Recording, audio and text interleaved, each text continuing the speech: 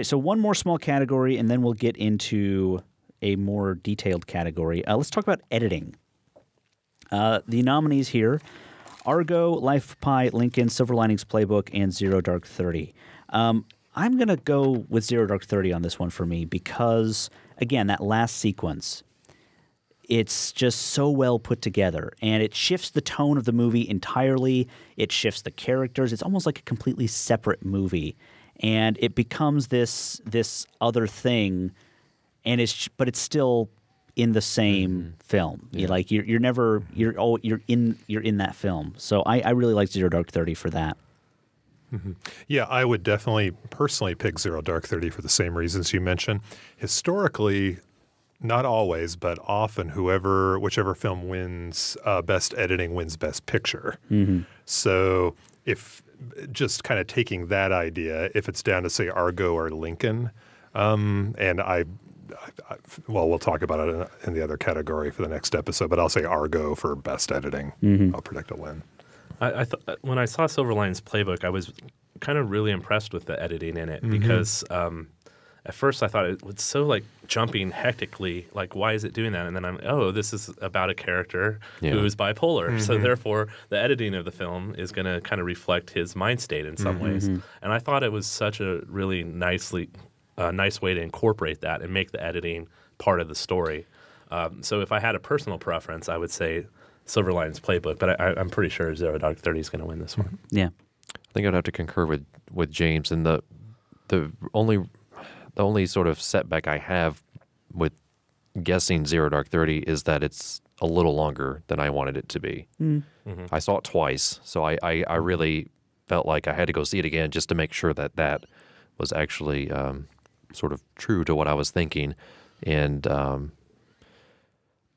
mean, I kind of have to take myself out of the last 30 minutes of the film and sort of look at it as a whole. And I just really feel like there were some opportunities to maybe tighten it up a little bit, to make it a little bit more mainstream's not the right word, but to maybe make it a little bit more appealing to a general audience, which, I mean, I'm not saying you have to do that. And obviously many other Oscar movies have sort of proven that you don't have to do that to win. Yeah. But I really liked what Silver Linings Playbook did, although I have a strange feeling neither Silver Linings Playbook or Zero Dark 30 will win. Yeah.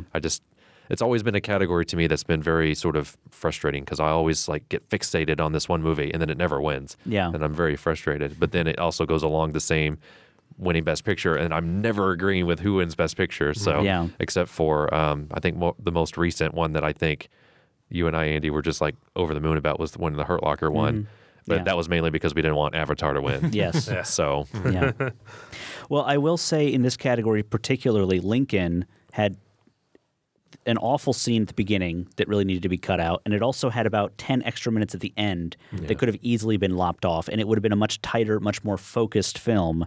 So I don't even this doesn't even belong in this category as far as I'm concerned. Silver Linings Playbook ended properly. Right. This is another beef. This is something you and I have talked about, Craig, outside the podcast, about films that don't know how to end anymore. Argo, I think, ended properly. Zero Dark 30, I think, ended properly. Life of Pi went on a little bit too long, maybe like an extra 5 minutes, but Lincoln went on way too long. Way too long. Spielberg always, he can't end a movie anymore. But Silver Linings Playbook ended very well, which I was very happy about. It had just a little epilogue to make it work, and that's something for me, editing. That's what I think of when I think about Hollywood editing. Is like, end your film. Just get out. There's only one thing in Silver Linings Playbook, and it's not necessarily editing. It's just that shot where they pull away really quick. And it's like, where did this come from? Yeah. That was And I don't know if that was supposed to be sort of a feeling, like sort of to go along with sort of the bipolarness. Like, it felt like it was from a different film. It like did, a fantasy version of this film. Like Love Actually, not Love Actually, like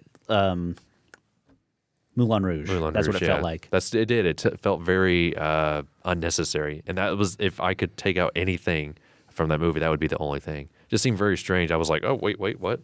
Are we done? Like, it just seemed very strange. But yeah, it's always one of those categories, like I said, that I'm just like, come on now. Yeah. So, and I can't think of anything else that came out that I would throw in there. So they did good this time. Yeah. Moonrise Kingdom, nice Yeah. 90, Yeah. 95 minutes. Yeah. Tight. Mhm. Yeah. Yeah. Yeah, he knows how to make movies. Yeah, well, he does in the Coens. I mean, I think the Coens' longest movie is No Country for Old Men. That's Yeah. 2 hours. Yeah. I mean, Yeah. they know. I like. Well, I will throw in one film here that that I will talk way more about next episode, Holy Motors. Yeah. For editing. Yeah. It was nominated for nothing. No one even it was never even mentioned in the same breath with another Oscar nominee, and that's insane because it's one of the best films of the year. And editing wise, this film that's totally bonkers, that makes no sense whatsoever, you follow it because it's edited properly, you know, and it ends with one of the best scenes in the history of cinema, I think. And I won't give it away, but it finishes up and then it ends and it gets even weirder than you thought possible. And then it gets out. And, it's amazing. And you would hope, I mean, it was, the #1 film for a lot of critics this year. Yeah. Film Comment magazine, the #1 film of the year, according to all their critics.